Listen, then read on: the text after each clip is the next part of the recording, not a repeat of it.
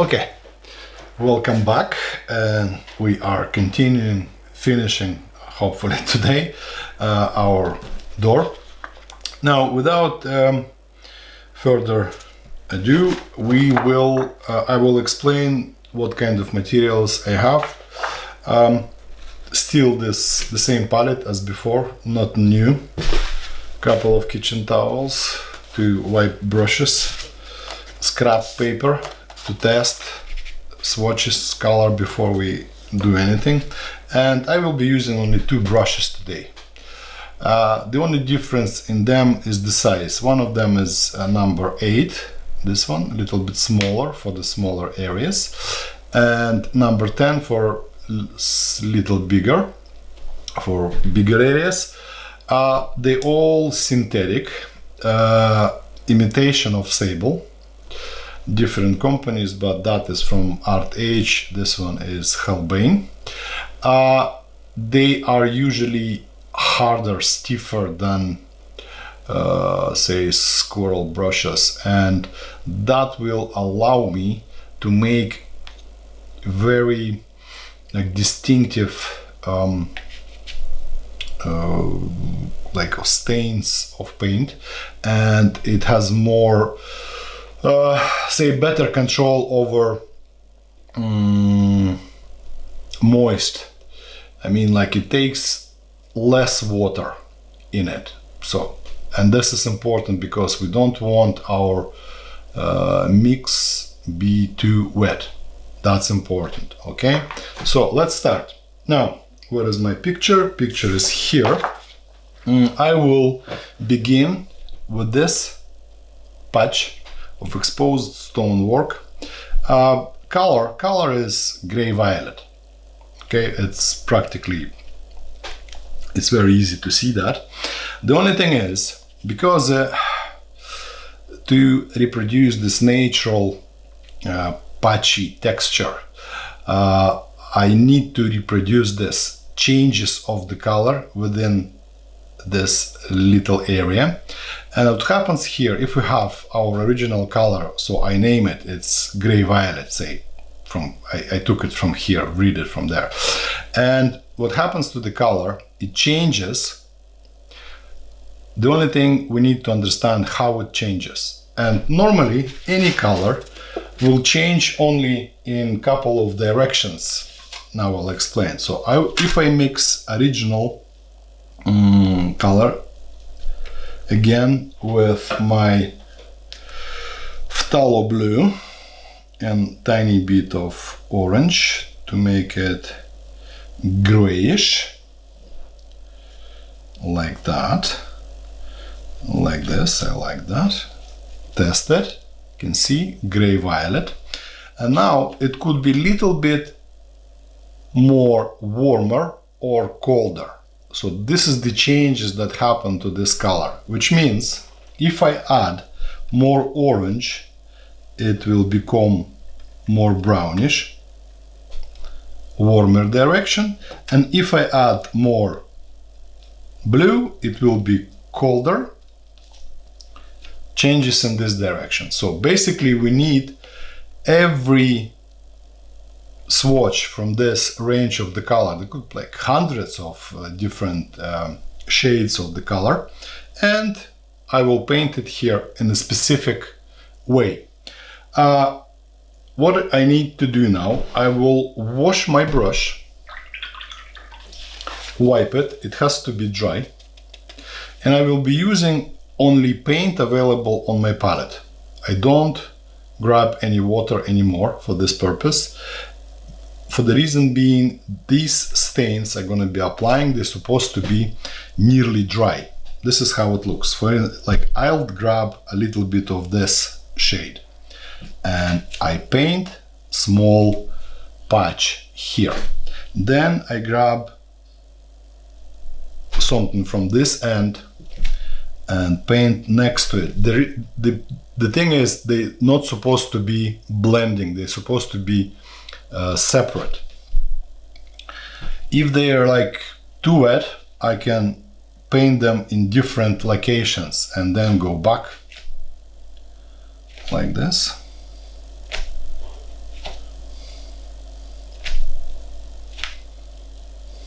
And like so, I'm making loads of different patches in this area to create this texture. Size and shape of the stains supposed to be random. Don't make them, all of them, like, you know, look like a circles or, you know, anything like that.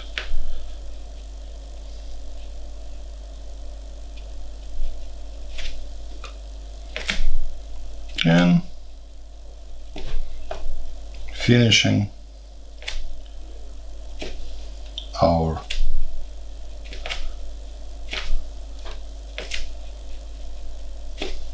area like so.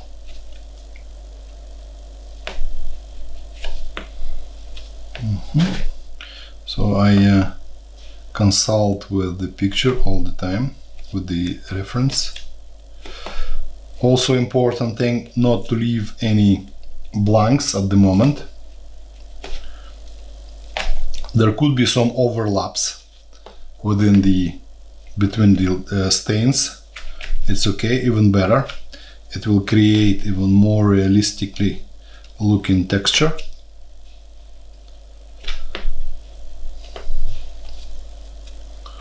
The patchier it looks, the better.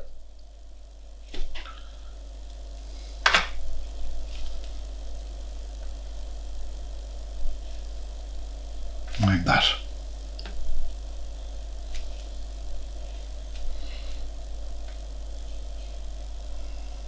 Work at this edge.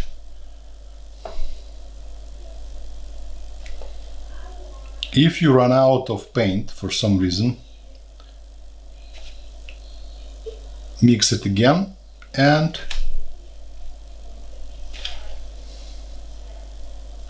start over. But don't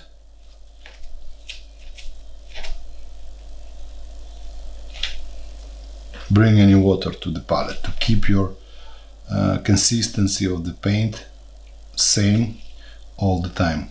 Not supposed to be watery, otherwise it will be just running, blending. This technique, I believe it was employed by Impressionists when actual paint mixes not here but in your eye.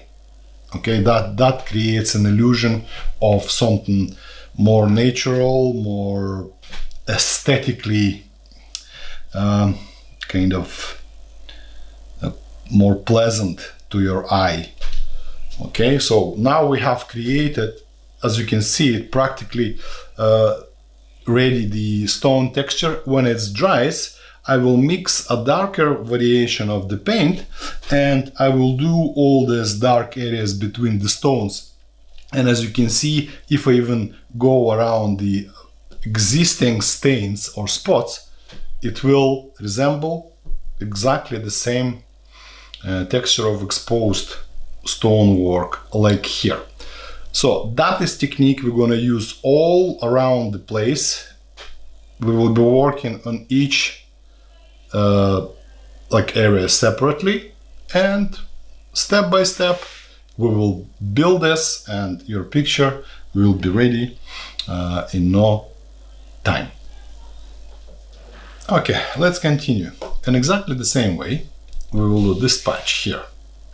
The only difference is in the color, but we will use exactly the same combination of the paints as before, which is my orange,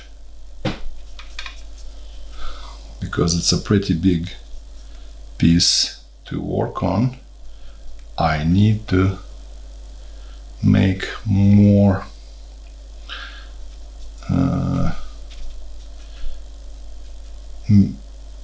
material to work with.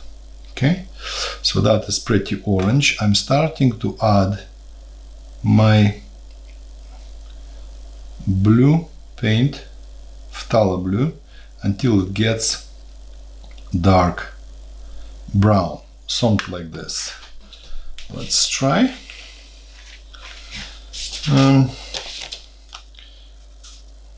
Yeah, looks good.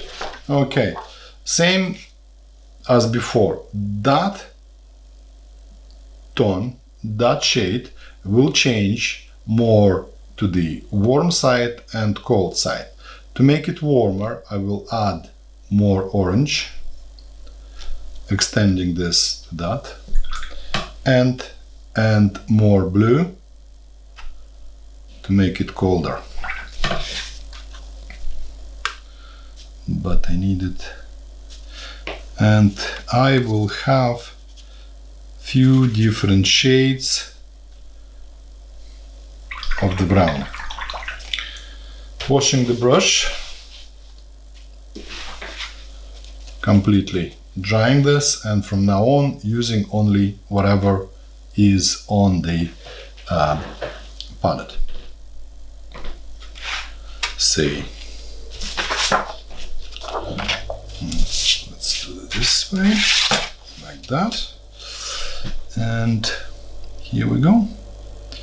One stain of that color, one stain of bluish.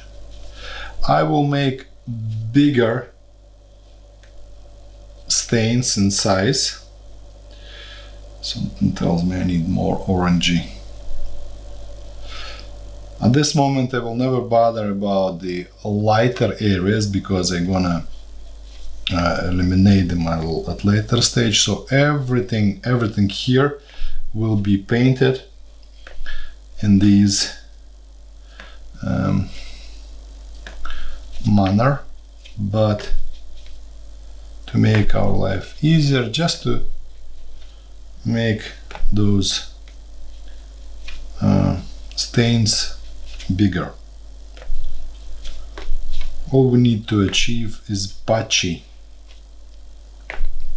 surface, similar to this one but in different shade. Again, we have to watch that our paint's not so watery. Maybe I need a little bit more grayish shades, but that's fine.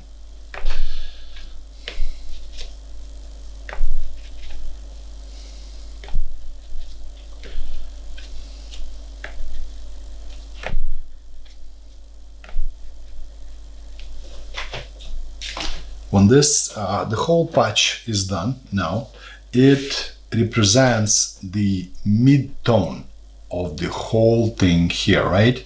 Mid-tone, I mean something that between the bright areas and very dark areas. Mid-tone.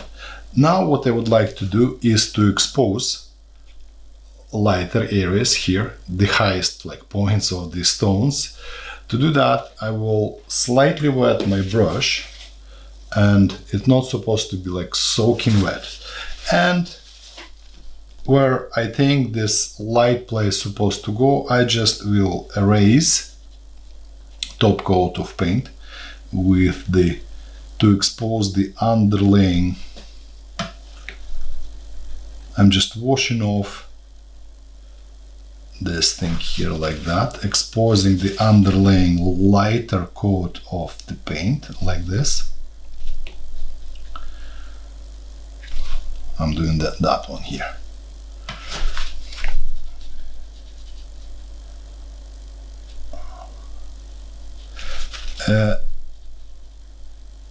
It is not entirely necessary to make this all edges perfectly crisp. Reason being, we can do it with the darker paint afterwards. So when we finish to exposing all the light areas representing the tops, highest the points of the stones, and when we do the all stuff here, we will mix darker paint and we'll do the gaps which are darker. Okay, so take your time, be patient with this, and do bit by bit expose the stones like that. Remember, when you washing off even a tiny bit of paint here, it remains on the brush. You have to rinse it and then go back and repeat procedure. So you do it your own way. I will do it as I see it. Remember always, the more details you read and show, the better your picture will be. And now, when it's finished like this, I would like to work with the darker colors to create more, intense shadows around the stones. And so we will continue to work on this texture. So paint will be, again, not new, orange mixed with phthalo blue and something that looks very dark, like that. And with exactly the same way, in a small stains, I start to work around the stones to make them appear more like with the sharper edges, but I'm still not doing the dark areas between them. I'm just forming the rocks.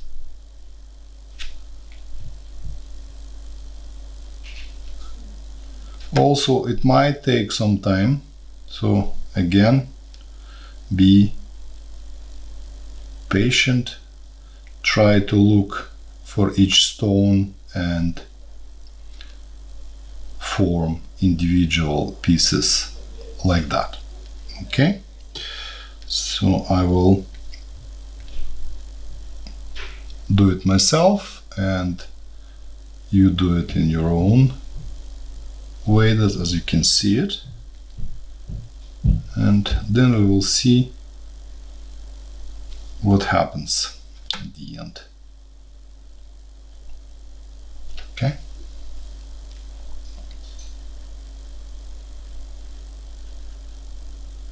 Now, when I'm done with the loads of different stains, at this moment, the only, what it's really here is just multiple overlapping transparent spot stains of different shape, different tonality around here. Obviously, I was looking at my reference, trying to resemble whatever is here. And now, to finalize the look of this, I will mix a darker color to make the deepest shades in the shadows, like in the cracks and here. With the same color, I will do cracks and the gaps between the stones and that patch as well. The way we mix it, as you can understand, as you already probably guessing, I'm not using black color at all, because I mix all the dark colors myself and there is no other way to do it from my point of view anyway. It's again orange and blue until it gets practically black. So it is black, if you can see it, but that black is extremely complex.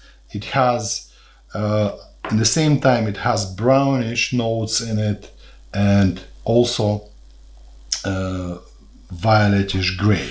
All right, I will start from the very top. I believe this would be more than enough, and easy, trying to look at my source.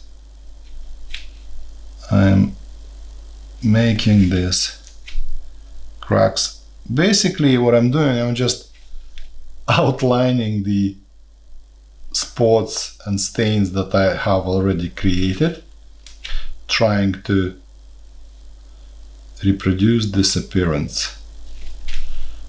Right?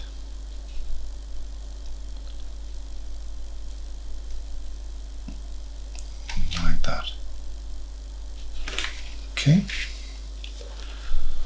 Obviously there will be some concentration of the shadows along the edges. And here. Also, I would like you to note how the darker areas actually built in watercolor. You see, each extra coat of paint, even exactly the same paint, makes that area darker twice. So if you wish to make something darker, you just make another coat of paint, exactly the same paint, but you have to do it when, of course, it's dry. Okay, now looks good, and I'm going to this part of the wall and building these nice gaps between the stones finally. Okay, so I don't want to show it to you all together. Like, I think it's it's clear enough what to do. The challenge is the challenge. You do it your own way, but if you choose my approach to this, eventually you might like it, but still you have to try it on your own. Okay, so it means I will carry on. I'll switch the video and I'll get back when I finish this bit, and we will continue to work on the rest of the surroundings to this door. It will be pretty simple because that part is the most interesting in my opinion, but at the same time we need to keep level of details lower compared to the door, because door is the main point of interest in this picture, and the most of details should go here so that our viewers like attention not distracted from here. So that should carry a decent amount of details, but still not taking the all attention from our main area of interest, which is the door itself. So, as I said before, I will carry on in the same way. Again, just try to understand. So everything here is just an illusion. I'm not doing each like stone separately. There is no point. I'm just trying to place stains of watercolor in a random shape to resemble the appearance of this thing. This is only an illusion. If you bring this picture close to your eyes, it will be just a mess. But as soon as you put it like further away, it like makes sense. So basically, this is it. Now, at later stage, if I want, I might bring some darker paint in again, but I'll wait. Now I'd like to finish that bit here. That, based on our already like gain experience, it will be very easy, relatively, of course. Say that patch here. The color is violet gray, more shifted towards the gray side. Very easy to do. I'll wipe this. This time I will take bigger brush to make a bigger stains. Starting with orange again. Adding this color until it gets gray. And I will paint larger stains of different shades like this. At this moment I don't even care if they will blend together even better. The only thing that I really need to watch for is the changing of the color shade. It's not supposed to be flat, some, you know, color. It ends up here. Okay. I can bring a little bit of brown as well. I don't want it to look boring. No.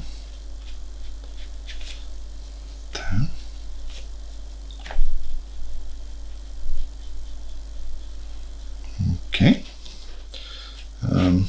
Maybe. All right, that'll do. Now I will leave this piece and go to that one. Okay. Now here is the thing. Change of color. Now what a little bigger piece. Okay. Now I will work with a different blue, cerulean blue. I will take some cerulean blue here. Try it there. Test it. Too bright. I'm gonna add tiny drop of orange to make it less vibrant. Okay, looks good. That color is okay for this patch. Whatever that patch is exposed, perhaps plaster, exactly the same color, but with addition of what is that? Maybe we can try violet with some yellow. Okay. We need that a little bit more gray. All right. But the thing is, it's not supposed to be darker. To me, the darkness of these two colors practically identical. So I will make again larger patches like this.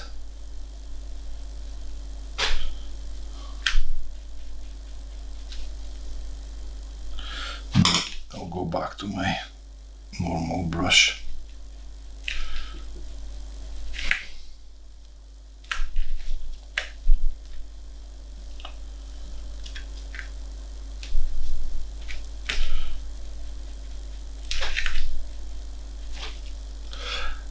In here, I will leave loads of white gaps between the stains. I will explain later. I will show you why I'm doing this.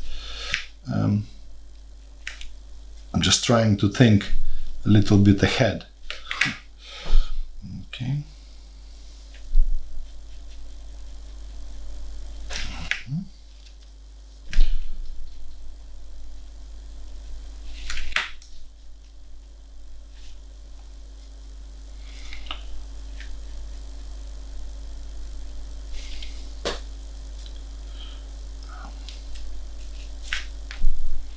When I'm coming closer to this edge, I will leave tiny white, not white, the gap along the edge. It will help me to create that it feels thick, some thickness to this.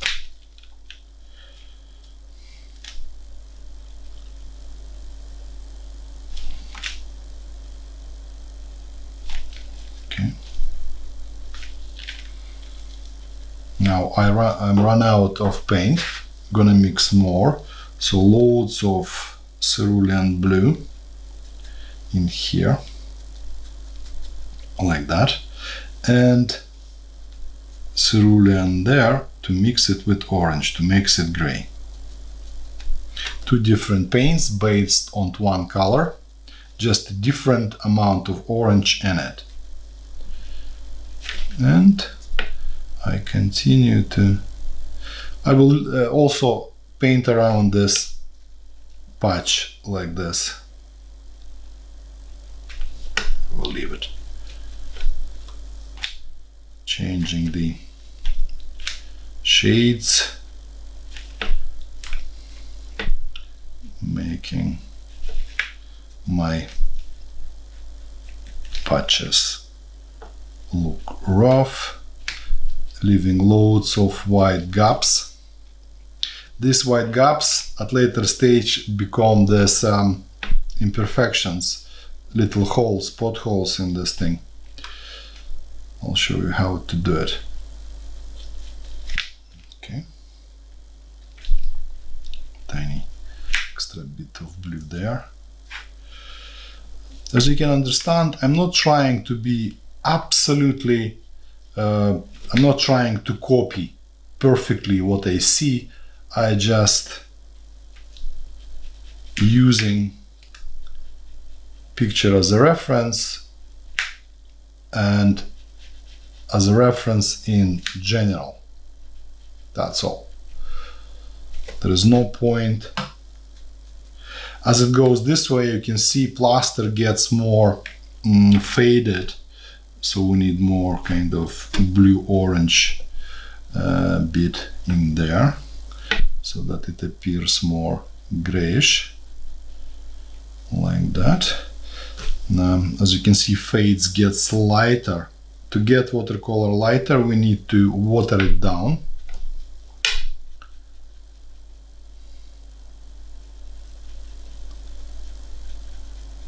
Like this.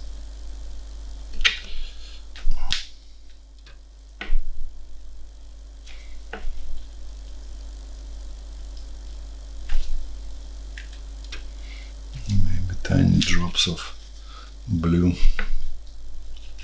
to create that feeling, so that we had some paint there. Okay. Tiny drop. Okay. Looks fine. I'm happy. Let's see.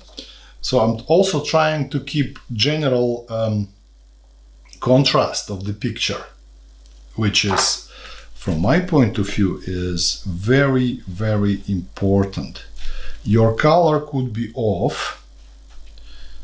Your drawing could be not perfect. It's okay. But the tonality, the contrast, supposed to be realistic.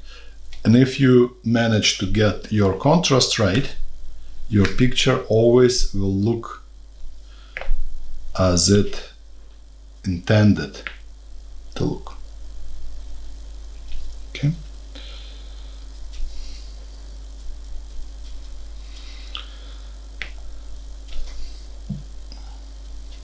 This very bright blue spot. Trying to, and I'll just wash it like this.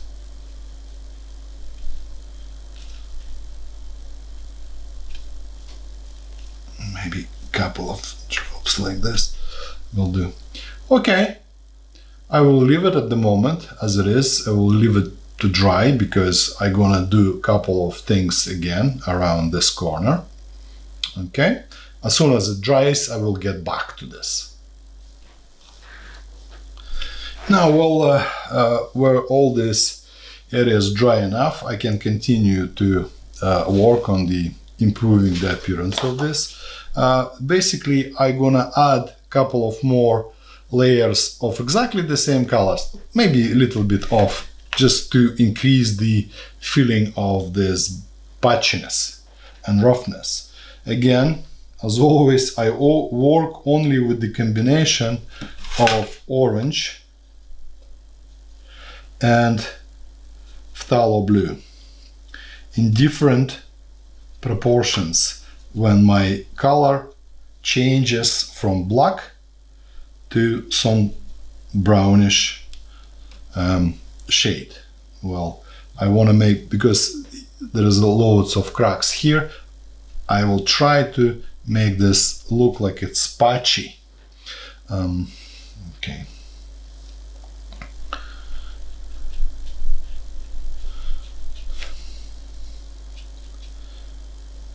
As you can see, if I apply exactly the same color over as an extra layer, it immediately darkens that bit.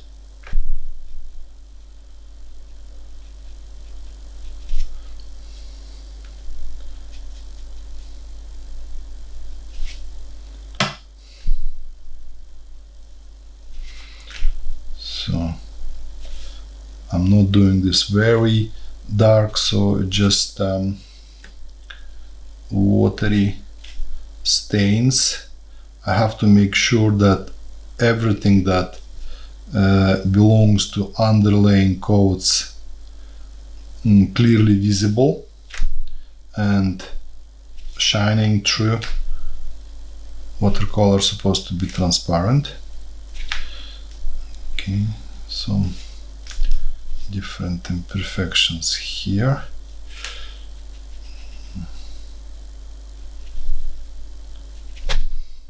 Basically, I'm just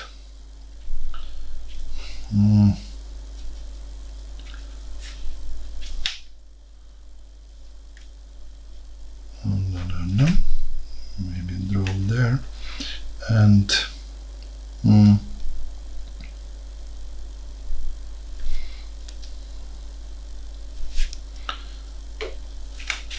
couple of touches here. And now we get back to those little white, as if it's a mist pieces. What I'm gonna do now is I grab this very dark color, and next to, say, this white bit, I will make dark spot, and now it looks like a hole, like this. And I will do these imperfections all around the, see? Cool. Ta-da! Now we have pretty neat holes in the our plaster.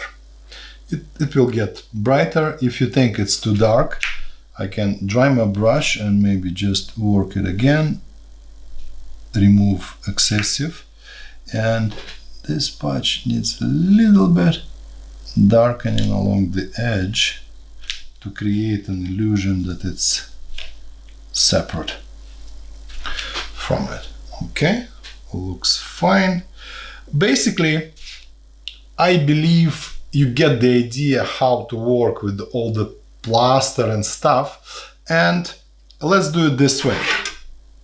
I will work on my own. I will switch off the video, okay, and you on your own will make everything that left along this. Don't touch anything that surrounds the door, I mean this blocks.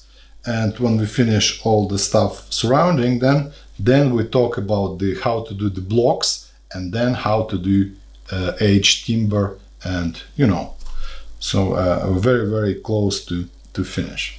Now I think I have finished the surroundings. Now to the blocks. Painting of the blocks really and truly does not differ hugely from everything else that we've done. The only thing is, before we start, we will do a couple of things, and then it will be much easier to do. First, I'd like to make this shadow, but not the like completely, just the background for the shadow, and that color will be something between brown and gray, but more on the colder side, something like this. Okay, And here is the most darker areas of that thing here, and like that.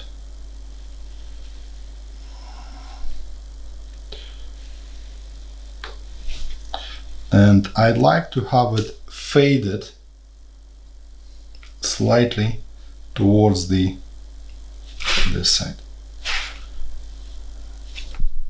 Just this depth, very lightly, and it's practically going to disappear in here, like this. And now, very important step, I'd like to feather this edge. I'll wash my brush, dry it completely, and just gently rubbing this edge so it becomes feathered. We don't want this to be hard. It's supposed to have soft transition. Okay, like this. And now we will continue to work on this texture, rough texture, exactly the same way as we did the rest of the picture. By saying that, I mean, say this blue bits in here, all I need to do is just make bluish gray out of blue, any kind of blue and orange. Make sure the tonality or darkness of it matches the original, and painting this bits exactly the same way with the patches, like so. Don't be afraid to go over here. Shouldn't be a big problem. Remember all these chips, for them we leave tiny blanks in there. Continuing. The concept is absolutely similar for everything on this picture. We just take some color, make variations of this color. When it changes, say from warm to cold shades, all the same color. And when we randomize the stains, it creates desirable effect.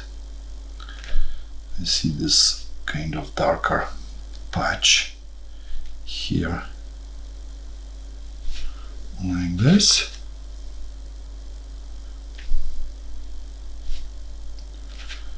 Okay, and gradually moving towards this part. Make sure that that blue never will be darker than this one, so make sure not to overdo it. You see what happens, even if I go over this previous painted areas with the same color, it changes gradually. That gets darker and that area gets darker on a similar proportion, like, you know.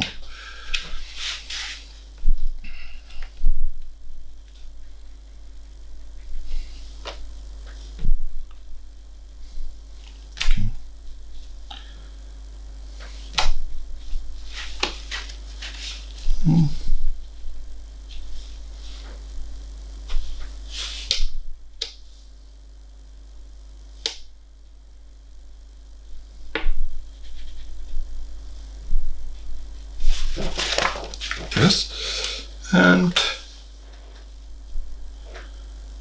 water is very rough here, but still doable. It actually looks like a lemon skin or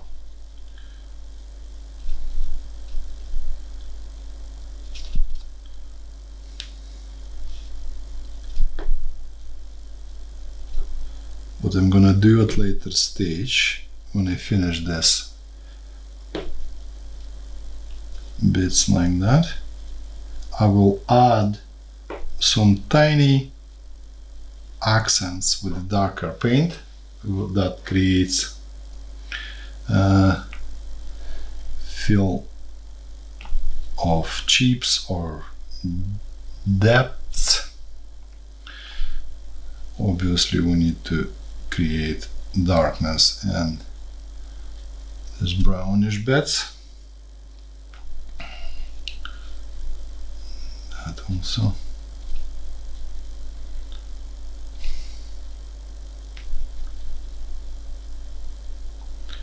When I work here on all these imperfections, I'm not afraid to leave blank tiny areas. It will help me in the future to create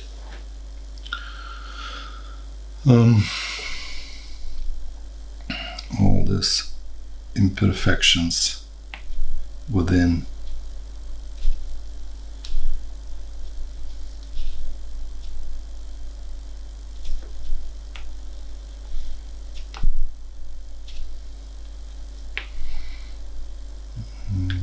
Little bit darker at the edges, so the more tiny details the better, but don't overdo it.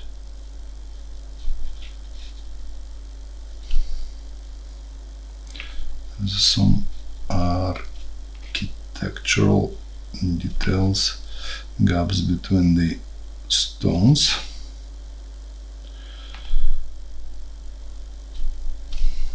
This.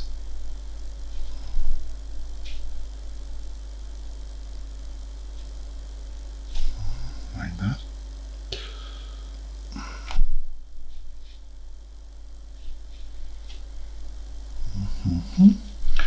Tiny bit there as well, like this. Continuing to that side.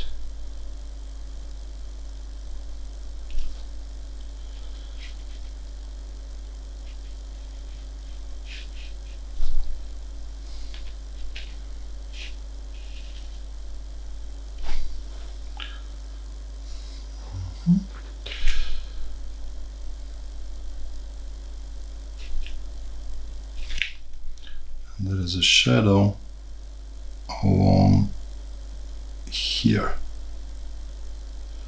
I will do it like that, wash my brush and slightly feather it away as well at this stage. Okay. Now what matters at the moment is just the work on tiny details. We can leave it for the later stage. Instead, I will increase the darkness of the shadow here, but I have to make sure that everything is totally dry. Alright, and I think this is the case. It's all dry and dry enough. Alright. Going back to this darker colors and making my shadow deeper. As you can see, even if I paint over the previously applied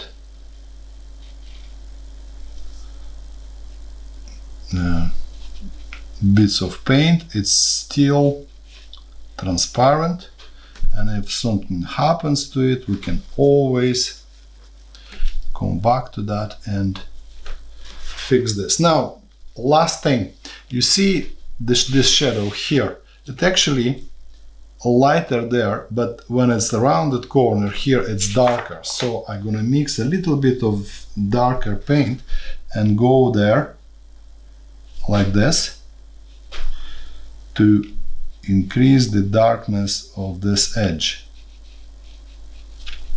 I might get to this couple of times because it gets kind of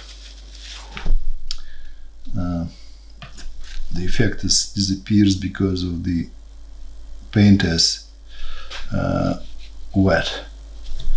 I'll just feather it and we'll get back to that at later stage. So far so good. And when it dries out, we will get to work on the door, and that is, as you can imagine, the most important part of this picture. Okay. Now, the door. Apparently, believe it or not, it will be done exactly the same way as everything else, but with a couple of extra things. First of all, frame is rounded. As you can see, the texture goes along the shape. So everywhere now, when we have clearly see the texture of the timber, I mean the direction of the lines, say that plank we have vertical lines, so we will paint vertically. In here we have grain going this way, it goes horizontally, and everywhere we will start to work along the shape. As for the change of the color, not very difficult here. And what I'm gonna do now, I start with the frame first, and just to create the general feeling that whatever we do, and then gradually we will see how it goes as we progress in this. Not new about the paint. We've got this thing here, couple of maybe golden color, bigger brush, and say I will start with frame.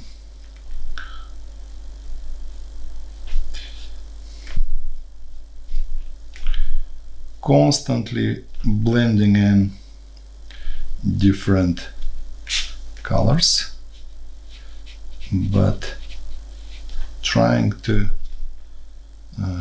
get my grain going in the proper direction. Obviously, I will change paint towards the bottom to more bluish one. Okay.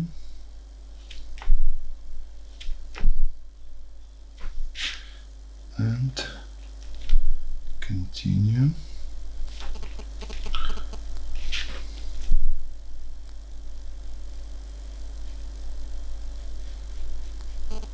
With all the light patches, we will do exactly the same technique as we did here with the erasing or rubbing through the top layers.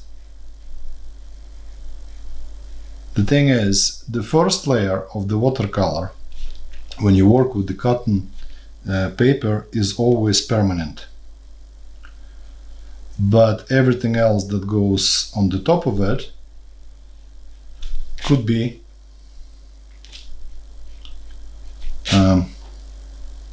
washed off. In some cases completely. Of course, until it's fresh enough.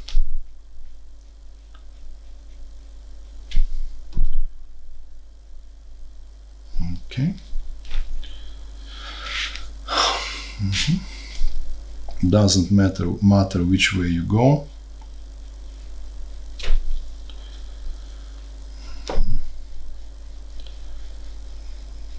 Most important thing, you're supposed to be able to see the change of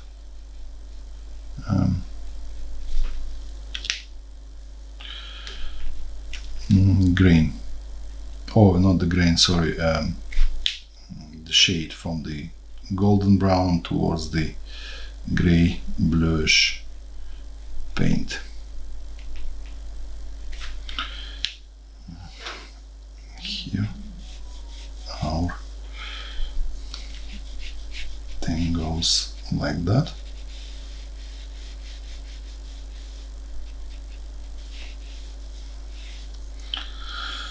This one goes this way.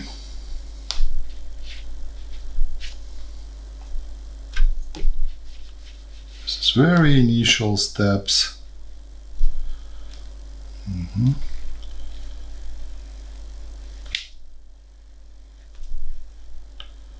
And you see what happens. Just one moment. Do that stuff here. And now we will try to do the central panels for the doors. When I paint them, I will leave tiny gap between them.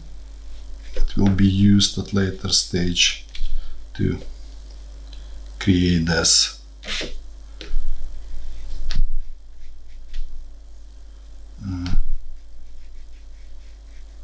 Like that. Okay. And we just continue to do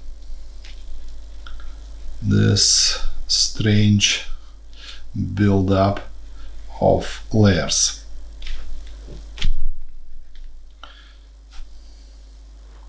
Very soon you will understand the idea behind it. Which one is this? Yeah, goes for that stuff.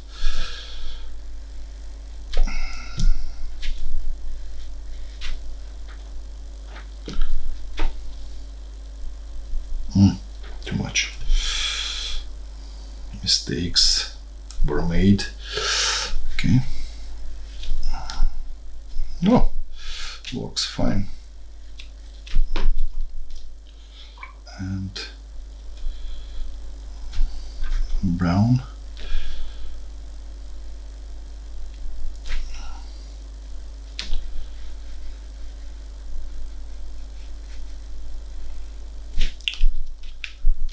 So, like that. What happens next? Now, exactly in the same manner, I will apply layer by layer patches like this.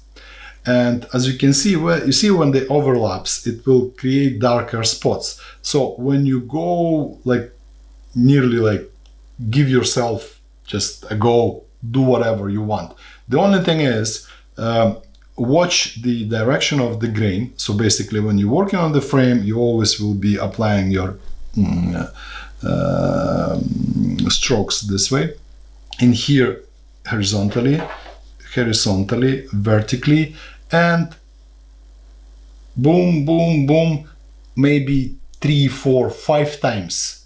And then it will build up in the way that we actually looking for. So there is not much to tell. I will be just painting away, so enjoy. And obviously you need to leave let every underlaying coat completely dry before you apply the next one. Otherwise it will be just blending between each other. So do this part, leave it for the moment, or dry it with the blow dryer, and then go again, and again. When you're happy with the depth of the color, the darkness, we can start to work on details, which are, you know, I can wipe this bit, that bit, maybe here, and then same as with these tones, when everything mid-tones are done, apply some darker areas, and that actually will be it. And I believe the rest of the picture will not be a trouble for you, because that's it. So basically I gonna stop talking, just painting. If everything important comes up, we can, I will kind of bring your attention to that, and so be it. Okay. Now, to make sure, like, how to check if this is wet or not. If you touch it and it feels cold, it means it's still wet. If it doesn't, you can carry on. Mine feels fine, and here we go. Now I will work in a smaller, like, patches like this,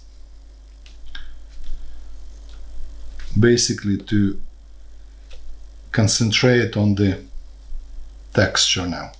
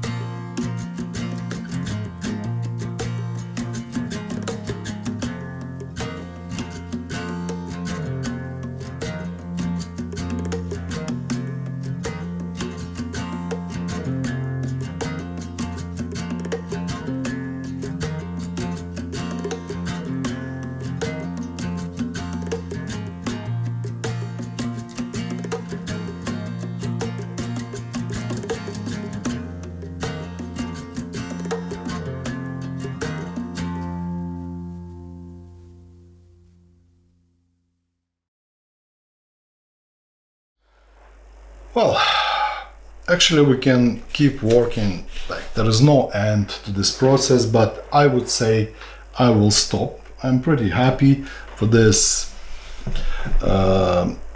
piece. The only one last thing left to do is make this accent of shiny, probably metal hook that holds this ring or something, and only for that purpose I will use white paint. Okay, only for this little bit. Oh my god, that's it. And when you're using white paint for similar purposes, you just grab it as it is and make a really tiny things like that. That's it. Nowhere else I will be using black paint. I mean, like black paint from the tube, white paint or anything else. As you can see, this technique with the constant layering, glazing, in my opinion, creates the most realistic textures. We will be doing that. We will be looking at this technique in the following challenges more like deeper, because I work in this particular way. So that'll be it, I guess. Thank you very much for watching. Good luck with your work. You know yourself, if you have any questions, just ask on the Facebook or on YouTube in the comments. So enjoy, and I'm absolutely sure you will be happy with your final piece. So that's it. Thank you very much.